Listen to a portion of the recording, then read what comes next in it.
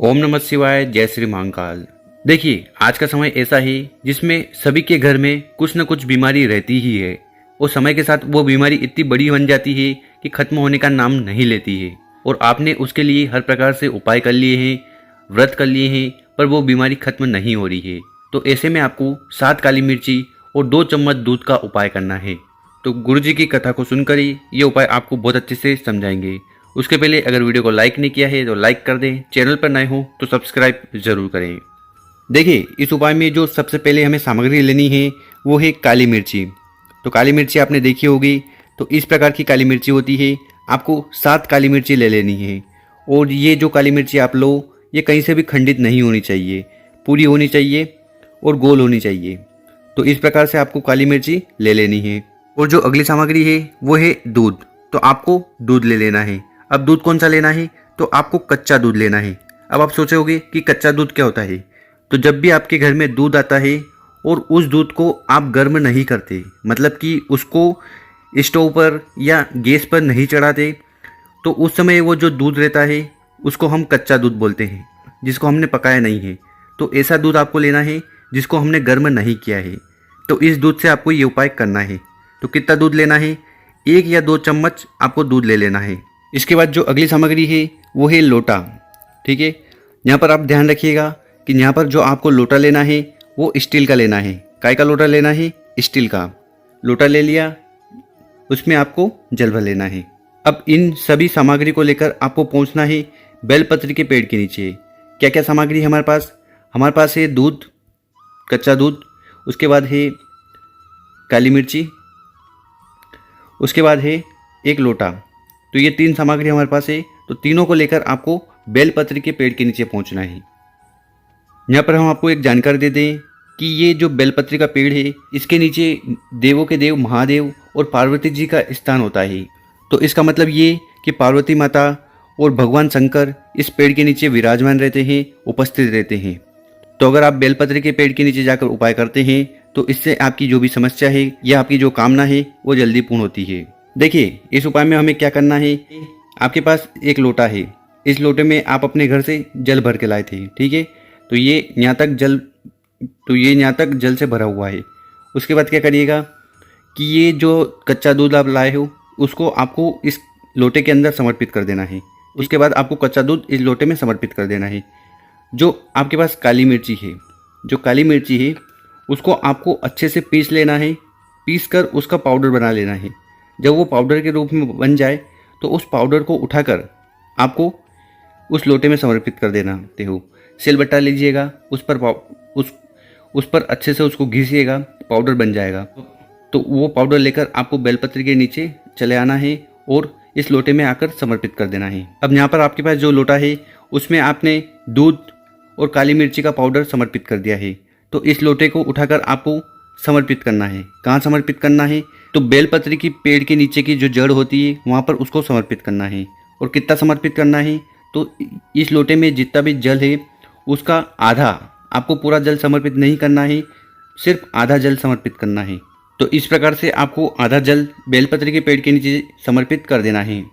उसके बाद वहाँ पर हाथ जोड़कर कामना करना है, प्रार्थना करना है कि हे महादेव, हे पार्वती माता, हमारे घर में ये व्यक्ति बहुत ही ज़्यादा बीमारी से पीड़ित है और इसका जो रोग है वो खत्म होने का नाम नहीं ले रहा है। हमने हर प्रयास कर लिया, इसलिए आपसे विनती करते हैं, कामना करते हैं ये जो समस्या है ये जल्द से जल्द खत्म हो। तो आपको ये प्रार्थना कर लेनी है। अब इसके बाद क्या करिएगा कि जो आधा लोटा जल बचा है उसको आपको लेकर जाना है शिव मंदिर। शिव मंदिर पहुँचने के बाद क्या करिएगा, और आपके पास है आधा लोटा जल जिसमें दूध और काली मिर्ची का पाउडर भी है। तो वो आधा लोटा जल आपको सबसे पहले आपको अपने हाथ में लेना है और हाथ में रखने के बाद आपको उसको शिवलिंग के ऊपर समर्पित कर देना है, श्री शिवाय नमस्तुभ्यम का स्मरण करते हुए। उसके बाद आपके घर में जो भी समस्या है उसका स्मरण कर कर उस व्यक्ति का नाम लेकर उसको आपको अपने घर ले जाना है। और जो भी व्यक्ति बीमार है, जो बीमारी से ग्रसित है, उसको उस जल का आचमन करवाना है, मतलब कि उसको पिलाना है। तो ये उपाय करना है, उसकी जो बीमारी है, जो समस्या है वो जल्द खत्म होगी। तो आइए दोस्तों, अब बात करते हैं गुरु जी के दूसरे महा उपाय के बारे में। यदि आप चाहते हैं कि आपके जीवन में कभी भी कोई भी बड़ी बीमारी ना होए और आपके घर में जितने भी सदस्य हैं वो हरदम खुश रहें, खुशहाल रहें और बीमारी से दूर रहें। तो ऐसे में आपको ये 3 बेलपत्री वाला उपाय कर लेना है। तो इस उपाय में जो सबसे पहले सामग्री हमें चाहिए वो है बेलपत्र। तो यहाँ पर आपको बेलपत्र ले लेनी है और ऐसी बेलपत्र लेना जो कहीं से भी खंडित ना हो, क्योंकि खंडित चीज़ शिवलिंग पर नहीं चढ़ाई जाती। तो यहाँ पर आपको 3 बेलपत्र लेनी है, 1 2 3। तो 3 बेलपत्र ले लीजिएगा।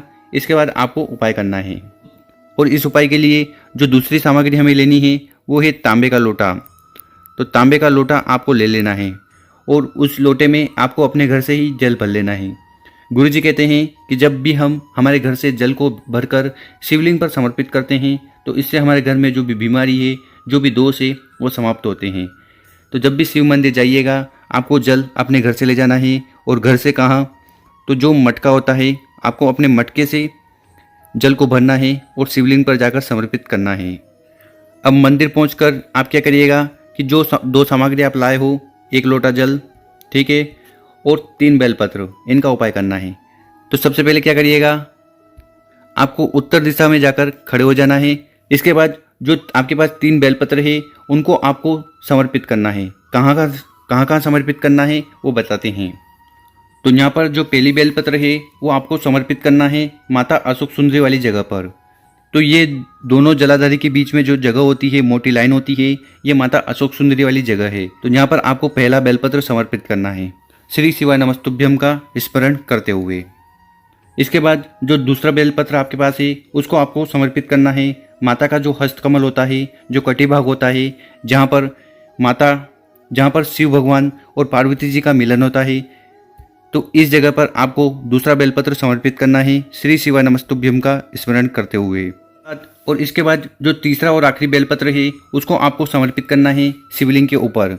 और जब आप शिवलिंग के ऊपर बेलपत्र समर्पित करें तो इसकी जो डंडी की साइड है वो जलाधारी की तरफ होनी चाहिए और जो बड़ी पत्ती की साइड है वो आपकी तरफ होनी चाहिए। तो आप जिस भी डायरेक्शन में बैठें आपको ध्यान रखना है कि बड़ी पत्ती हरदम आपकी तरफ होनी चाहिए। और जब भी हम शिवलिंग पर बेलपत्र समर्पित करें तो हमें उल्टा बेलपत्र समर्पित करना है, क्योंकि बेलपत्र में 2 साइड होती है, एक चिकनी और दूसरी खुरदुरी। तो इस प्रकार से आपको पहली बेलपत्र माता अशोक सुंदरी वाली जगह पर, दूसरी बेलपत्र माता के हस्तकमल पर और तीसरी बेलपत्र शिवलिंग के ऊपर समर्पित करनी है। तो यहाँ पर हमें 3 बेलपत्र समर्पित करनी है और उसके बाद भगवान भोलेनाथ से कामना करनी है कि हमारे जीवन में कभी दुख ना आए, कभी समस्या ना आए, जो भी प्रॉब्लम है वो हजारों किलोमीटर दूर रहें। तो ये 3 बेलपत्र समर्पित करने वाला उपाय इतना लाभकारी है कि इस उपाय को करने के बाद आपके जीवन में कभी भी जो रोग है, बीमारी है, वो कभी नहीं आएंगे। तो करके देखिएगा, आपको ज़रूर फ़ायदा मिलेगा।